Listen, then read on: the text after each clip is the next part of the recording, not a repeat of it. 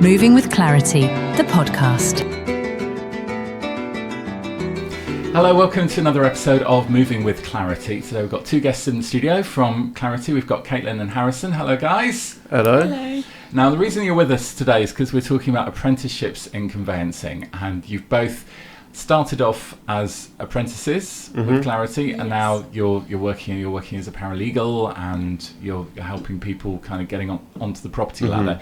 So really, I think this is hopefully going to be useful to people that want to get into that line of work and understanding how actually apprenticeships are a really good way to get your foot in the door and get training while you're still getting that qualification. So if we start with Caitlyn, could you give me a little introduction into your role within Clarity and how you've got to the point where you are now? Yes, so I first joined Clarity straight out of college in 2024, so that was 2 years ago now. Yeah. So I joined as an apprentice, and then since then I've now progressed into a junior paralegal role. So now I'm working alongside a solicitor as their personal assistant. So during my time at Clarity, I've had many opportunities, so training opportunities and lots of opportunities as well, working with charities. So it's been quite an experience. Yeah, it sounds like it's been quite the journey. And Harrison, you've only been there for about 6 months, haven't you? Yeah, since March. So I done my A-levels and I got straight into an apprenticeship. I think apprenticeship, my role is more like I do business admin as my title, and I work more in new business with Clarice, and I think it's a great opportunity to work as an apprentice, especially for a conveyancer, because it's good life skills, especially for when you're moving house and just all of that, getting experience, especially working in the legal department. You learn a lot of good skills. I guess for people at your kind of point in life, it's something that you're going to aspire to, and I think at the moment the property market is so tricky that there's not many people of your age that are lucky enough to be buying houses at this point, but it's definitely useful to have those skills, and I think also good to have faces in the office that are in the same sort of generation as you if you're looking to buy a house at this point, so that you can, people that you can relate to. It's given us a lot more knowledge as well, for example on Help to Buy LISAs. So I didn't know that was a thing before I joined Clarity, but it's like a government scheme where you can put money into a LISA and it helps you to buy a house. So at the end of it, if you put in £4,000 every year, they give you a whole grand on top of that to buy a house. So that's a scheme that the government are doing, obviously, because at this time, people our age can't really buy a house at this stage, so the government are helping doing things to make sure that people our age can actually do that. And it's good because you can start saving up, but that money's tax free, and also the government will kind of give you a little bit extra to help you along the way for your deposit, because that's one of the biggest things that you have to find when you buy a house is putting the deposit down. It can be a huge amount of money, like thousands, and it's not easy to just kind of come up with that if you don't have parents that want to kind of subsidise it. Yeah, that's the thing, isn't it? I think I was the same as Caitlyn. I didn't know at all about that account, and now I've worked in the company, I know so much more, and when I move house I'll be way more calm. So I think that's very important. Absolutely. So what have you learned about the house buying process since you've been working at Clarity, and are there other things that you hadn't realised that are part of the process? Did you know much about the kind of the house buying process from the outset? Not really. I thought it was quite simple, but obviously having worked from the beginning to the end of the transaction, there's a lot more involved than what people actually think. So that's... And I think what struck me the first time I bought a house was just, why is it so complicated? Like, you can go into a supermarket and buy a can of Coke, and it's not this huge rigmarole that takes 6 months. The same with buying a car. You just go on Auto Trader and buy a car, and some cars are quite expensive, but buying a house, there's a huge amount of land registry searches and deeds and things, and I guess this is why conveyances are so important, because you sort of guide people through that process, but I guess it's quite a steep learning curve when you come in as an apprentice from day one to kind of get your head around all of this. Yeah, even many people who've bought a house years ago, they come in and they say, oh, this is a lot more more difficult than it was about 10 years ago, but all the regulations have changed, all these compliance procedures that law firms have to follow now, it's all changed, it's all different, and a lot of people don't realise that. I didn't know that either. I didn't realise it had changed so much in the last 10 years. So, Yeah. this is why you need experts to help you out with that side of things. But do you feel like it will be a lot easier for you when you come to the point that you're buying houses now because of this experience? Yeah, 100%. I was the same as Caitlyn. I just thought, like, when you buy a car, I thought you just go into an estate agent and walk out of a house.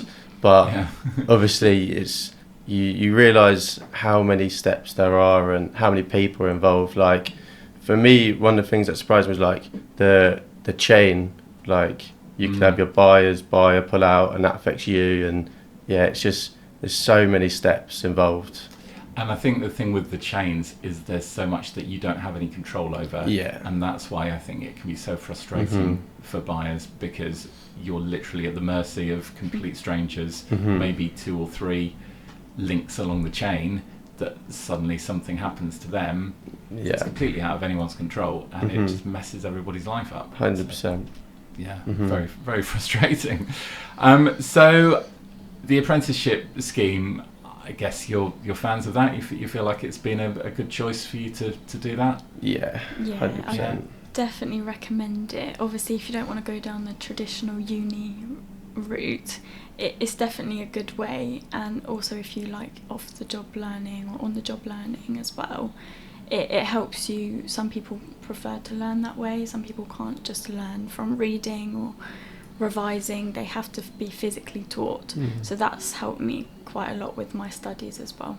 So was that your sort of thought process when you decided to do this, rather than some of the other options that you might have had at that point? Yeah, definitely. And you get paid for it as well, so you can't complain. Well, that is a bonus. Especially because going to university, it's so expensive, costly, and you end up with debt for the rest of and most very people long go time. to university as well, they don't get a job at the end of it, so it is quite good to have that guaranteed job where you can keep progressing, because obviously I started as an apprentice and I've progressed onto a junior paralegal role, but in the future I maybe want to go into study soliciting, so there's many opportunities that you can actually have from doing this at such a young age.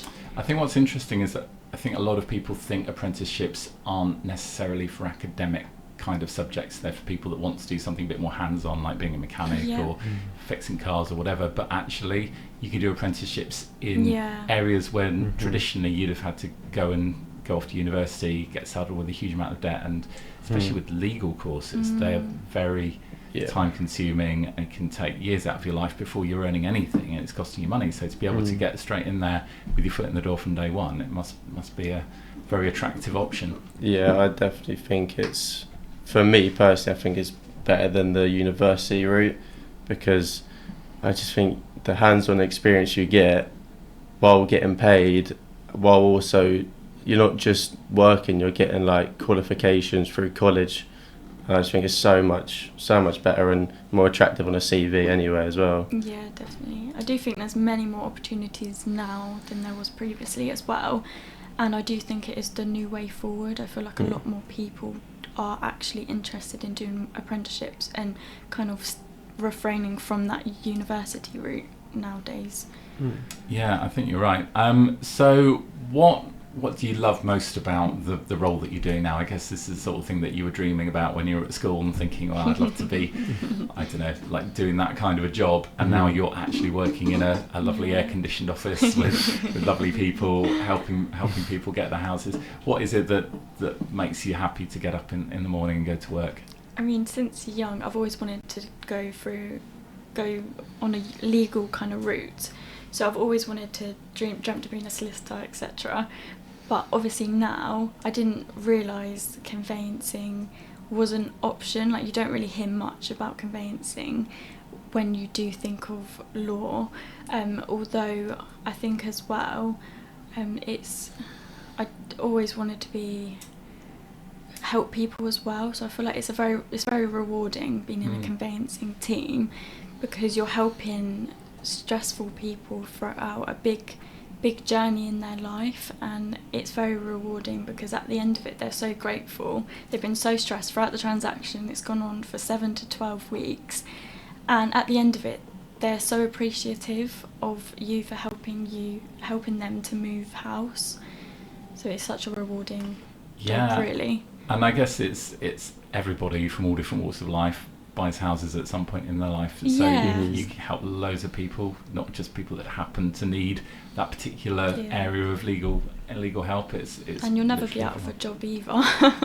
People are always going to need somewhere to live. Yeah. Exactly. And what about you, Harrison? What do you find you love most about doing the job that you do? I think it's the kind of, like Caitlyn said, like helping people, and it's such a long process and people are stressed, and like you said, it's never going to die as well. The business is always going to be there, and it's just the reaction you get from people when it's done, and it's such a big like life stepping stone that it's nice to help people do it. And it's nice for me as well, the fact that I know what I'm doing when I move house, and I just think it's such an important life skill to have. I think you're right about job security, because I guess people your age are really worried about AI and what the future holds, and there's so many jobs where you think, is this job even going to exist in 10 or 15 years? But as you say, people are always going to need to buy a house, so that's a bit 100%. Safer. Cool.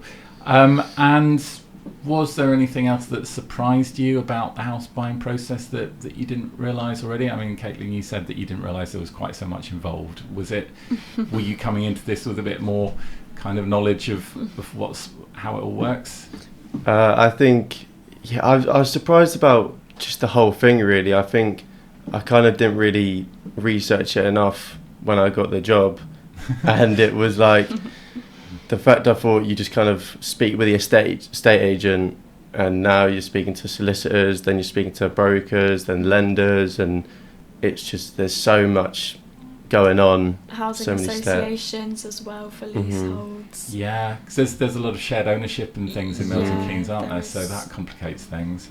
Yeah, I think it's the forms as well. The amount of forms you receive and send out is crazy. There's a lot more work involved for a leasehold as well, rather than a freehold. Yeah.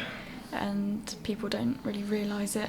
So this is good. So you're the experts now, so people are going to come to you and they'll be asking you questions, and you can just explain how it works. It's definitely helped as well, obviously, learning this process from the beginning to the end. Clients who come with questions, we feel a lot more comfortable with answering anything that they throw our way, almost.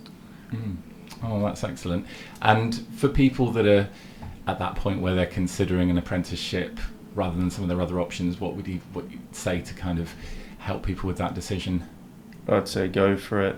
100% go for an apprenticeship. I think the main thing is, the job market's hard right now, but just don't give up. Like, once you get your foot in the door, you'll be so much happier. Because apprenticeships as well, they're so competitive as well, but also if you're looking to do an apprenticeship, it's always good to build your way up, I think, because obviously I'm a junior paralegal now, but I have aims to do more for myself, but I'm not going to straight away apply for a solicitor apprenticeship because it's so competitive, and all these London firms as well, you most likely will not get them, so you need to work your way up, I think, as well. Don't aim too high, but at the same time keep reasonable and keep trying, because you will succeed.